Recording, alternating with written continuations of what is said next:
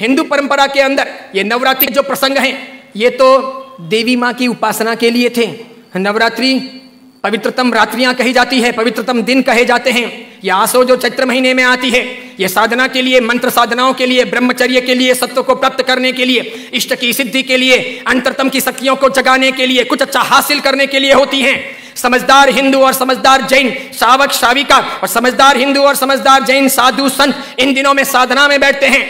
मौन रहते हैं, ब्रह्मचर्य का परिपालन करते हैं और आगे बढ़कर के शक्तियों को साधते हैं। उस जमाने में देवी माता की आरती करना, घट स्थापना करना, देवी माता को रिझाना और पुरुष एक तरफ महिला एक तरफ, महिलाओं की जगह में पुरुष की जगह में देवी माता को बीच में रख करके मात्र उनके हाथ से गरबे लें और इस प्रकार उनकी भक्ति करें, यह परंपरा थी नवरात्रि की। उसके बाद में मात्र गुजराती स्टाइल में डांडिया आए थे, तो बहनें बहनों में खेलती, बीच में देवी माँ की स्थापना की जाती, पुरुष में खेलते और इस प्रकार नौरते रखते, नवरात्रि पालते, खान पान का ध्यान रखते। उन दिनों में कोई शराब नहीं पीता, गुटखे नहीं खाता, चाय तक नहीं पीता, व्यसन नहीं करता, अलग अलग शयन करते, पति पत्नी अलग अलग रहते, ब्रह्मचर्य की साधना करते, संपर्क नहीं करते, शुद्धता प्राप्त करते और इतने सारे भोग विलास की जिंदगी के बीच में, इतने सारे विषय वासनाओं के बीच में कोशिश करते कि कुछ दिन पवित्रता के साथ बिताएं ताकि देवी माताओं के सानिध्य प्राप्त करके हम शक्ति संपन्न बन सके, उनके आशीर्वाद अपनी जिंदगी में फल सकें। गरबे गई, फिर डिस्को आया, नाना प्रकार के धुनें आई, नाना प्रकार के गायक आए, कई कंपनियां, कई संस्थाएं इसमें कूदी, कई सारे लोगों ने धन कमाना शुरू किया, छोटे बड़े या डांडियों के अलग अलग कार्यक्रम होने लगे, सब लोग ललचाने लगे। देवी माँ एक तरफ रह गई, देवी की साधना एक तरफ रह गई, नवरात्रि की पवित्रता एक तरफ रह गई, घट स्थापना एक तरफ रह गई, गरबे लेने का भाव एक तरफ रह गया, आरती और देवी माँ को रिझाना, मातृ शक्तियों को प्रेरित करना, ये सब एक तरफ रह गया। आज डांडिये खेलने वालों में से किसको पता है कि साधना क्या है, ब्रह्मचर्य क्या है, ये क्यों है नवरात्रि, इसका हेतु क्या था, इसका रीजन क्या था, ये क्यों खेलनी चाहिए या नहीं खेलनी चाहिए, तो क्यों नहीं खेलनी चाहिए। मेरा ही नहीं, भारत के कई सारे अखबारों का, कई सारे समाजविदों का,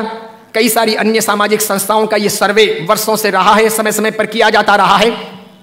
कि नवरात्रि के महीने 2 महीने के बाद में जितने गर्भपात होते हैं उतने गर्भपात बाकी के 11 महीने में नहीं होते। तो ये व्यभिचार नहीं है तो क्या है, ये दुराचार नहीं है तो क्या है, ये जीवन की भ्रष्टता नहीं है तो क्या है। इस बात पर मैं कुछ वर्षों पहले बोला था, अभी किसी ने वो वीडियो वायरल कर दिया और उस वीडियो को लेकर के अखबार ने लिखा। मैंने कहा जो सच है वो सच है कि हम अपनी साधनाओं को बचाएं, बेच ना दें। हिंदू धर्म की परंपरा हो कि जैन धर्म की परंपरा हो, कोई भी उत्सव महोत्सव हो, मैंने समय समय पर यह भी कहा था गणपति अगर हिंदू धर्म के देवता हैं और गणपति के महोत्सव अगर मनाए जाते हैं या उनका आराधन अगर किया जाता है तो उसमें कहीं जुआ नहीं खेलना चाहिए, शराब नहीं पीनी चाहिए, गणपति के नाम पर तमाशे नहीं करने चाहिए, लड़कियों के साथ में नाच गान नहीं होने चाहिए, गणपति लड़कियों को छेड़ने के लिए महोत्सव के तौर पर नहीं आ रहे, लड़कियां अपनी जगह पर हों, पुरुष अपनी जगह पर हों, वहां शराब नहीं पी जानी चाहिए, उनके पैसों का प्रपंच नहीं होना चाहिए, गणपति को सेलेबल नहीं बनाया जाना चाहिए। हिंदू धर्म अगर इन चीजों को नहीं संभालता है तो धीरे धीरे भारतीय संस्कृति का विनाश होगा।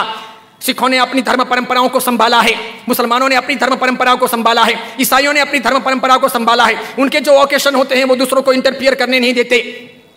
वो उसमें घालमेल नहीं करते। हिंदू और जैनों को इस बारे में सावधानी रखनी आवश्यक है। कल ऐसा ना हो जाए कि पर्युषण महापर्व के दिन आए या आखातीज का दिन आए या कार्तिक पूर्णिमा का दिन आए और कोई उसे किसी प्रतिष्ठान के नाम पर प्रोजेक्ट कर ले कि चलो अब महोत्सव को इस प्रकार मनाएंगे उस प्रकार मनाएंगे, तो 25 साल 50 साल के बाद में ऐसा हो सकता है कि हमारी होली की आराधना या हमारे पर्युषण महापर्व की आराधना का रूप रंग बदल जाए।